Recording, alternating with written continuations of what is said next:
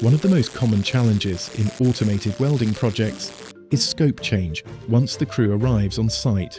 When a vessel or boiler is opened and inspected during a turnaround, corrosion or cracking is often found to be more severe than originally anticipated. This occurs because turnaround scopes are typically based on inspections from previous outages, which may have been conducted 2 or 3 years earlier. For less experienced contractors, this can create significant risks. IGS is known for its agility and responsiveness, with the ability to mobilize additional resources quickly when required.